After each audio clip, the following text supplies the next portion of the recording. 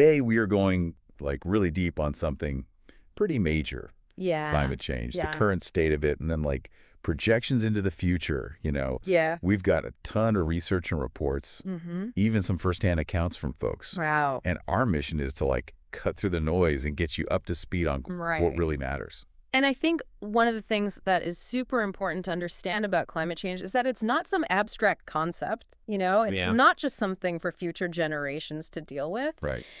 The data clearly shows that it's impacting us like right now Right. in ways that we might not even realize. Exactly. Yeah. It's not just about those polar bears on shrinking ice floes anymore, right? Right. We're talking about real, tangible impacts Yeah. on people's lives right here, right Yeah. now.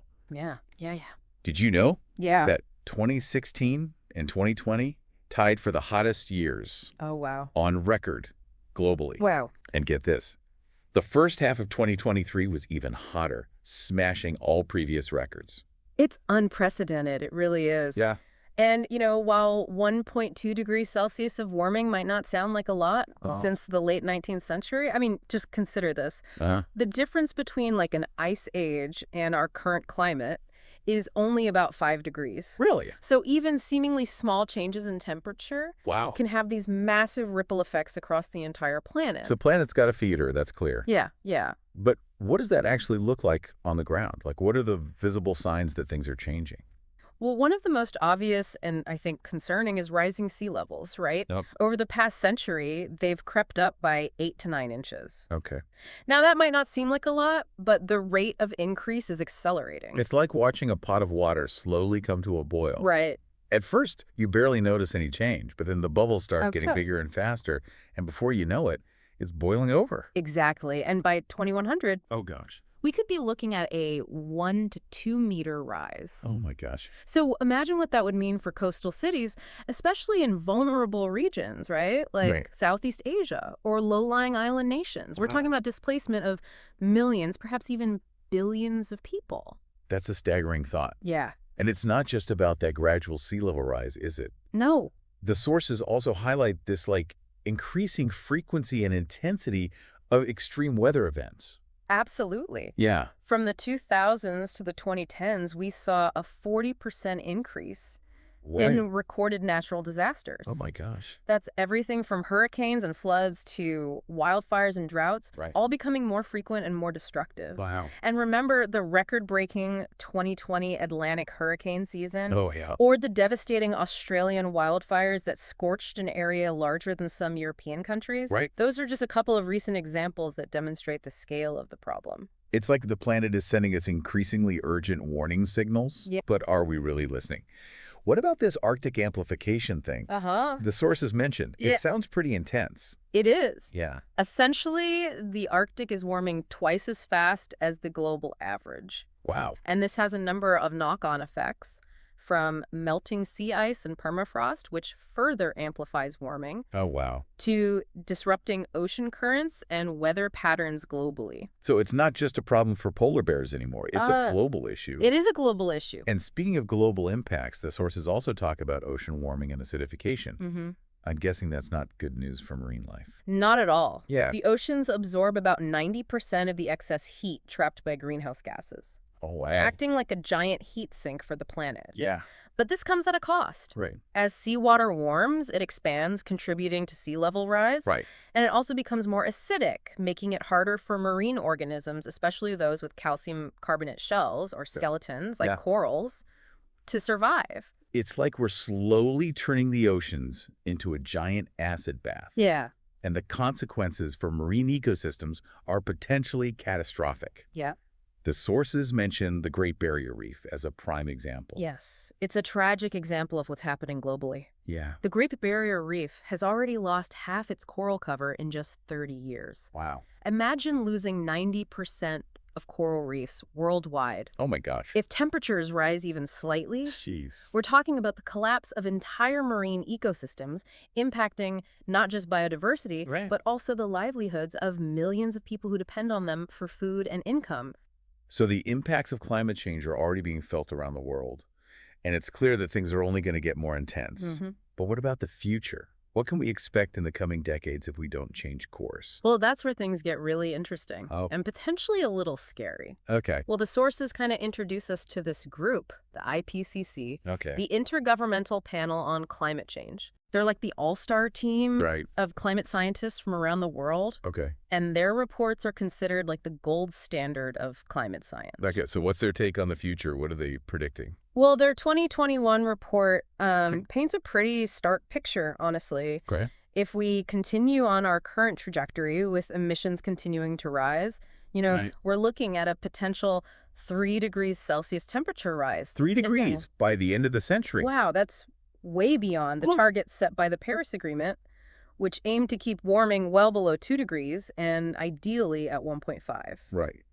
So help me wrap my head around this. Yeah. What would a 3-degree warmer world actually look like? Well, for starters, imagine heat waves becoming the norm Okay, in many parts of the world. right. I'm talking about places like the Mediterranean, the Middle East, parts of Africa and Asia, Yeah. where temperatures could reach levels that make it incredibly difficult, if not impossible, for people to live and work outdoors. You know? It's like those dystopian sci-fi movies where people have to live in climate-controlled bunkers to escape the scorching heat outside. Right? That's pretty unsettling. Yeah.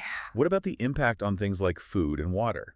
That's another major concern. Yeah. Rising temperatures and changing rainfall patterns are projected to significantly impact agriculture. Right. Crop yields could decline, particularly in regions that are already struggling with food security. Yeah. And as droughts intensify, water scarcity will become an even bigger issue. Right. Some projections estimate that by 2050, Okay. up to 1 billion people Wow. could be facing extreme water shortages. So we're not just talking about hotter summers and more intense storms. No. We're talking about potential disruptions to the very foundations of human civilization. Right. Food, water, livable environments. Yeah. It's starting to feel a bit overwhelming. Yeah. But before we spiral into despair, the sources do offer some glimmers of hope, right? Absolutely. While the situation is serious, it's not hopeless. Okay. The sources emphasize that we still have a window of opportunity to act Okay. and prevent the worst-case scenarios. Yeah. The key is to act decisively Right. and collectively. Okay. And there are a number of things we can do. Okay, so let's talk solutions. Yeah. What are some of the key actions that are highlighted in the sources? Well, first and foremost, Okay. we need to transition away from fossil fuels Right. rapidly Okay. and towards renewable energy sources. Okay. Like solar, wind, and geothermal. Yeah. The good news is the renewable energy sector is booming. That's good. In 2022, renewables accounted for 28% of global electricity generation, Oh, wow. and that trend is projected to continue. So ditching fossil fuels is a must. And it seems like we're already heading in the right direction, Yeah. at least in terms of renewable energy growth. Yeah. What else can we do? Another crucial area is energy efficiency. Okay. We need to get much better at using energy wisely Right. and minimizing waste. Yeah. This involves everything from improving building insulation, Okay. designing more efficient transportation systems, Yeah. to simply turning off lights when we leave a room. It's like being a detective, hunting down energy vampires lurking in our homes and workplaces. Right. Every little bit helps. Yeah. Exactly. And then there's the role of reforestation and carbon capture. Okay. Trees are natural carbon sinks, Right. absorbing carbon dioxide from the atmosphere as they grow. Yeah. So planting trees, restoring degraded forests, and protecting existing forests are all essential for mitigating climate change. That makes sense. Plant more trees, suck up more carbon. Right. But what about carbon capture? Yeah. What exactly does that involve? That refers to technologies that can capture carbon dioxide emissions from industrial processes or directly from the air, Oh, and then store them underground or utilize them in other ways. okay. It's still an emerging field, Right. but it holds a lot of promise for reducing atmospheric carbon dioxide levels. So it's like giving the planet a helping hand by removing some of the excess carbon we've already pumped into the atmosphere. Right. It seems like we need a multi-pronged approach, tackling the problem from multiple angles. Absolutely. And while governments and corporations have a major role to play in driving these large-scale changes, Uh-huh. the sources also emphasize the importance of individual actions.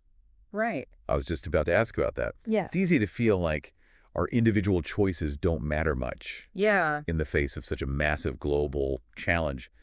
But the sources suggest otherwise. They do. Yeah. Every choice we make, from the food we eat to the way we get around, has an impact. Right. Reducing our meat consumption, Okay. driving less, flying less, Yeah. conserving energy at home, minimizing waste. Mm-hmm. These are all tangible things we can do Right. to reduce our individual carbon footprints. So it's about making more conscious choices in our daily lives. Yeah. Recognizing that those seemingly small actions, when multiplied by millions of people, Yeah. can actually make a difference. Precisely. Yeah. It's about shifting our mindset from feeling like helpless bystanders to empowered agents of change. I love that. Yeah.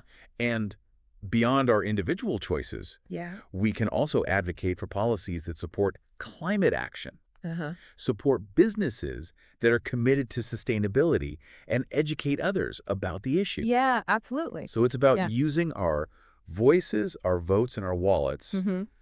to create a more sustainable future. Yeah. We can all be part of the solution, Yes. even in small ways. Yeah. This deep dive has been a real eye-opener. And it has. We've covered a lot of ground, Yeah. from the alarming realities of climate change Yeah. to the potential solutions Yeah. and the power of collective action. Yeah. I have to admit, I started out feeling a bit overwhelmed by the scale of the challenge, Right. but now I'm feeling a sense of, well, maybe not optimism, but at least empowerment. I think that's the key takeaway here. Yeah. The situation is serious, yes. But it's not hopeless. Right. We have the knowledge, the tools, and increasingly the collective will to address this challenge. Yeah. It's not going to be easy, Right. but it's essential for the well-being of both present and future generations. Okay, so we've explored the science, the impacts, and the solutions. Uh-huh. Now it's time to bring it all home. Yeah. What's the one message you want our listener to walk away with? That climate change is a real and present threat, but it's not insurmountable. Yeah. We can all be part of the solution. Right. And our collective actions, no matter how small they may seem, can make a difference. Right. It's time to move beyond awareness and into action. I love that. Action is the key. Yes. And that brings us to a crucial question for you, dear listener. Given everything we've explored today, what's one concrete action that you're ready to take to contribute to a more sustainable future? It could be something as simple as swapping out those old incandescent light bulbs for energy-efficient LEDs. Or maybe committing to meatless Mondays. Yeah, to reduce your impact on the planet. Perhaps it's finally having that conversation with your family and friends about climate change and what you can all do together. Right. Or maybe it's even bigger, like contacting your elected officials to advocate for stronger climate policies. Whatever it is, no action is too small. Right. It's like that ripple effect we talked about earlier. Yeah. Each individual action can create waves of change that spread outward. And remember, change doesn't happen overnight. It's a journey, not a sprint. There will be setbacks, there will be challenges. But if we stay focused on the goal and we support each other along the way, we can create a future where both humanity and the planet thrive. that's a vision worth fighting for, wouldn't you say? Absolutely, and it's a vision that's within our reach if we work together. Well, this deep dive has been quite a journey, a roller coaster of emotions, Yeah. from concern to hope and everything in between. It's been a privilege to share this exploration with you. Likewise, Knowledge is power, and the more we understand about the challenges we face, the better equipped we are to find solutions yeah, and create a better future. exactly. And remember, this is an ongoing conversation. Absolutely. We'll continue to explore these topics, Yes, dig into the latest research, for sure. and share inspiring stories of people making a difference all over the world. So stay curious, stay engaged, and keep those questions coming. We'll be back soon with another deep dive into a topic that matters. Until then, keep learning, keep exploring, and keep making a difference. Never underestimate the power of one small action multiplied by millions. We can do this. See you next time.